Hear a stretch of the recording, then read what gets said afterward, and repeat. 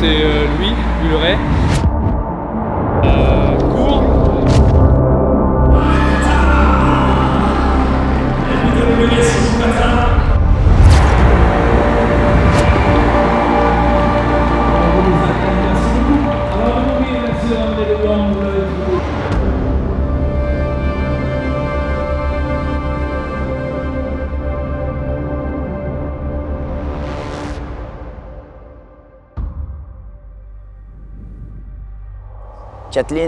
Kathleen, en fait, clairement sur celui-là, c'est soit on est des débiles, soit on est des génies, sans burpee broad jump, for time. Vous allez vivre un WOD avec un parti pris que vous pouvez refaire n'importe où puisque c'est des carreaux d'1 mètre obligatoires.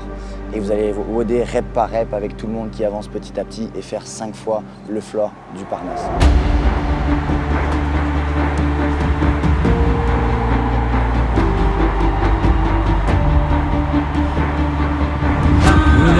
Pour l'instant, c'est pas le standard en un second.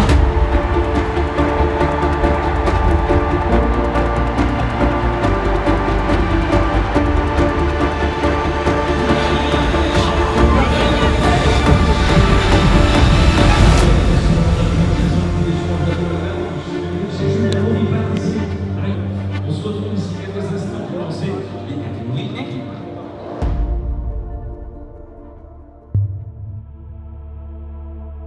Tout le monde a déjà fait un DT, que ce soit en individuel ou en team.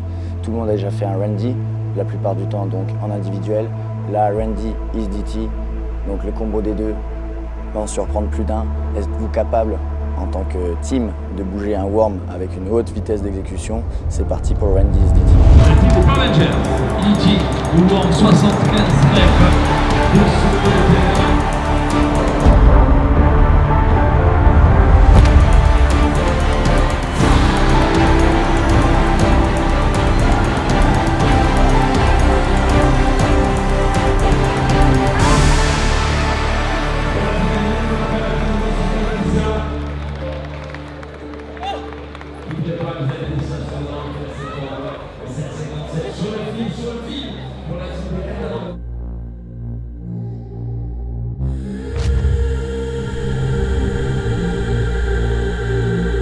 WOD 5, Phil Jackson. Phil Jackson était connu pour ses capacités de stratège. L'idée, c'est que là, vous allez avoir un partition suivant. Le partition suivant a été créé avec 2 mouvements qui se valent, c'est-à-dire que si tu en fais trop de l'un, les chest to bar, ou trop de l'autre, les GHD, tu te pénalises. Et en fait, le but après, c'est d'aller faire les 50 wall balls. Tu étais au poids de corps, là tu as une charge additionnelle un petit peu plus lourde que d'habitude puisque tu es plus habitué à bouger 9 kg. Et maintenant que tu as le cœur emballé, la madline préfatiguée, le grip aussi, il est l'heure de faire 35 toes to bar qui vont sûrement surprendre pas mal d'athlètes.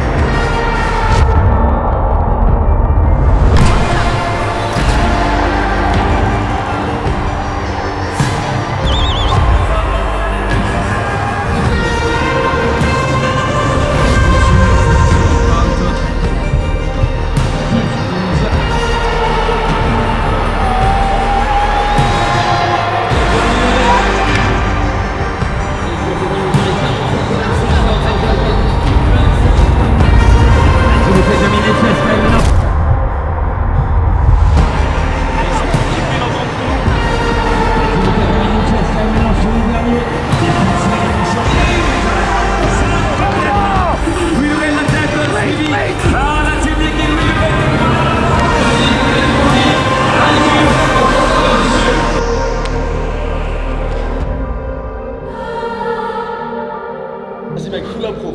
Salut les Vikings. Sur le wall là, vous me connaissez, j'adore le kit to double. Et du coup j'ai fait une strat très risquée, mais qui a fini par payer avec un très gros volume, très peu de transition, 3 tours sur le GHD et 2 sur les chests. C'est horrible, mais bon, c'est passé.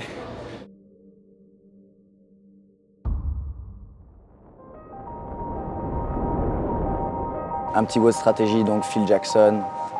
On l'a rencontré en indiv, l'idée c'est pourquoi pas le rencontrer à plusieurs. Là ce coup-ci vous allez avoir une partie share où vraiment il va falloir communiquer et mettre une grosse vitesse d'exécution sur les GHD et ensuite des chest to bar Ensuite, vous allez revenir avec un nombre moins élevé de répétitions sur les GHD et les ergos. Et derrière, des toast to bar. L'idée, c'était d'amener aussi un partition suivante sur un format team. Et du coup, derrière, d'assumer des séries de gymnastique.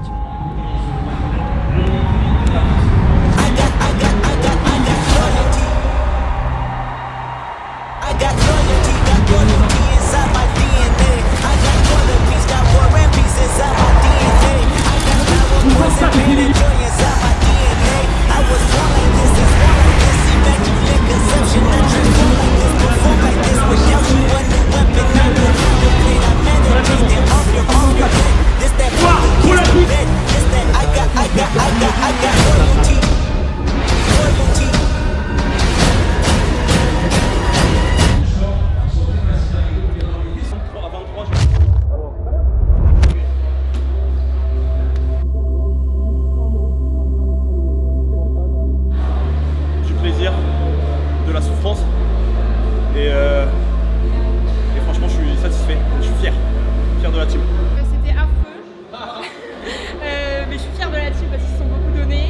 Bah écoute mec, moi j'ai kiffé ce WOD, je pensais pas que les combats seraient aussi durs, en vrai c'était dur pour être en avance sur mes coéquipiers et les attendre à la gym, parce que je savais que j'avais plus de boulot à faire sur la gym suspendue, mais voilà c'était un beau WOD d'équipe, franchement c'est bien donné, ça testait pas mal de qualité physique au final parce qu'il y avait beaucoup de résistance du haut du corps, j'ai failli laisser une main mais c'est resté donc c'est cool.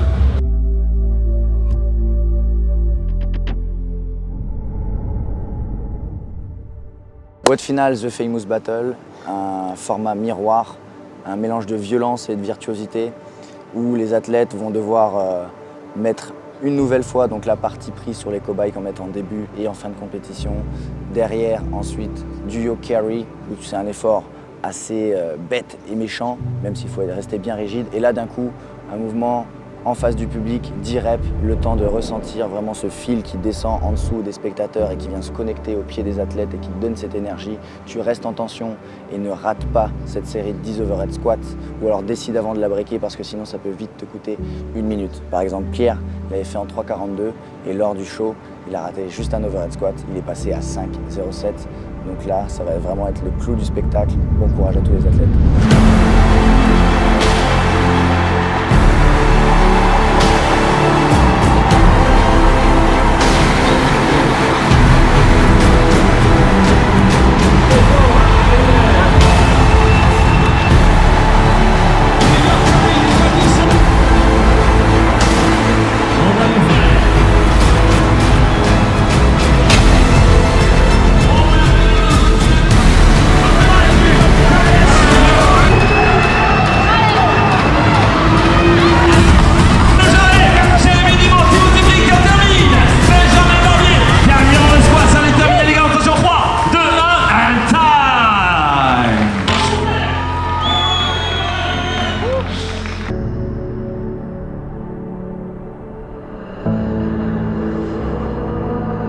On arrive en fin de compétition, il est l'heure d'aller tester des choses concrètes. On voulait du visuel, donc avec un floor où vous allez échanger entre 2 ateliers.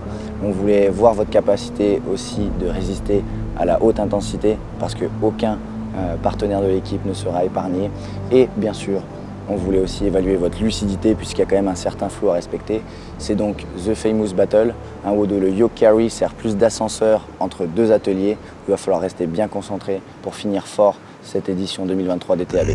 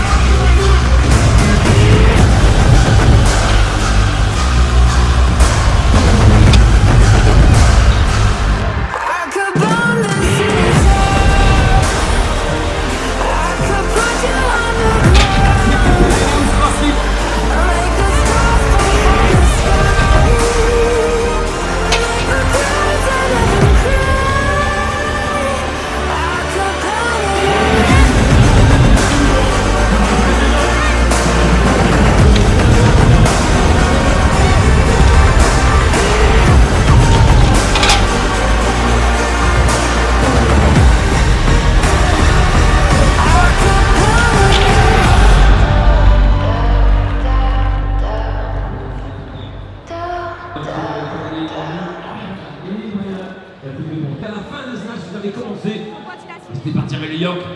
Merci les athlètes, il reste un petit peu de courage pour emmener New York, s'il vous plaît. Ah là là. Merci.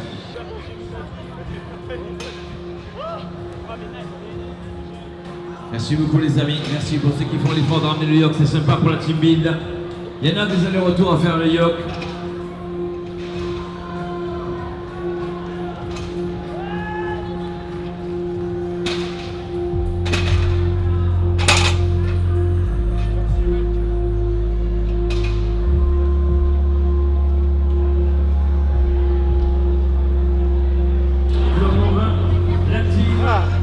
Terminé.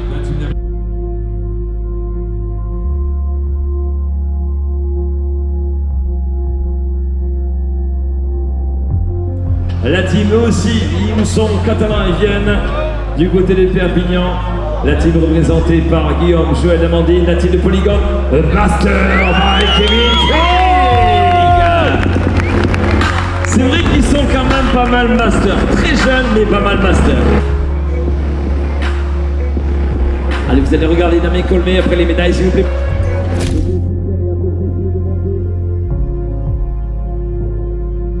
Allez, on y va, messieurs, toutes les photos. 4 000 € pour le vainqueur, pour Stéphane Sangapulo. La team publique, bravo, messieurs, félicitations.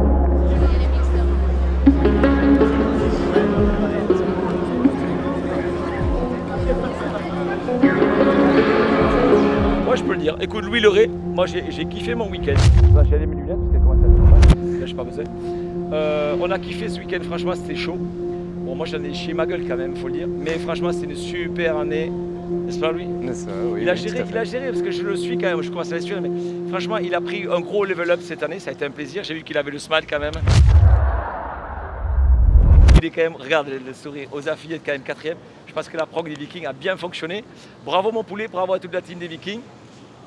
On se voit très vite et puis prenez soin de vous, passez un bel été, à très bientôt. Je laisse Louis pour la fin de son interview. Trop cool, merci.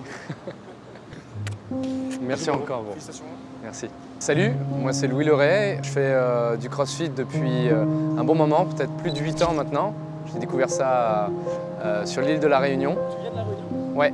Ah ouais? Ouais. T'es d'origine de la Réunion? J'ai grandi là-bas depuis mes 5 ans. Qu'est-ce que ça te fait d'être 4e alors que tu t'y attendais pas? Alors qu'est-ce que ça me fait d'être arrivé à la 4e place? C'est un plaisir énorme pour plusieurs raisons. Déjà d'avoir pu vibrer en entendant les Vikings me hurler dessus, c'était vraiment quelque chose. Pouvoir bagarrer avec des noms comme Romain Fellono, Stéphane Osanga, etc. C'est un petit rêve qui est en train de se construire. Et c'est aussi un accomplissement, même si j'ai envie de dire que c'est que le début, qu'il y aura des hauts et des bas, mais je suis venu aussi pour me prouver à moi-même et me dire que j'ai les capacités pour faire partie du CrossFit français. Qu'est-ce que je vise dans les 5 prochaines années? Ça va dépendre de beaucoup de choses, il y a beaucoup de facteurs qui rentrent en jeu, mais les choses qui sont sûres, c'est que je vais essayer d'aller chercher le plus loin possible en prenant étape après étape, que ce soit les French, puis ensuite les quarts pour pouvoir un jour permettre de réaliser les semi-finals. Et puis ça sera déjà une étape énorme, des podiums comme sur les affiliés de battle. Mais ce qui est sûr, c'est qu'au cours de ces 5 prochaines années, je resterai avec Viking Training.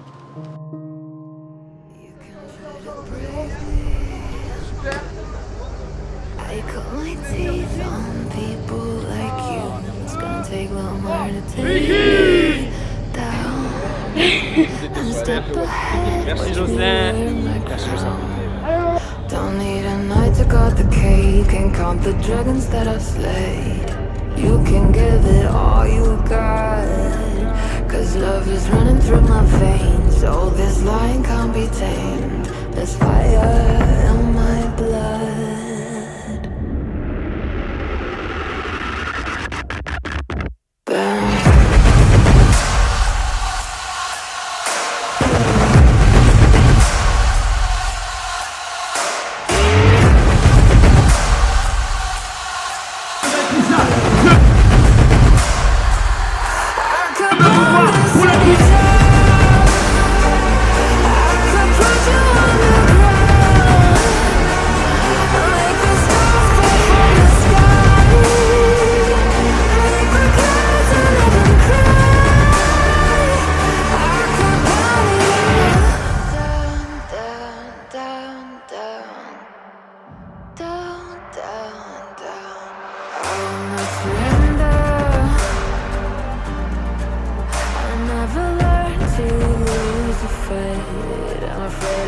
to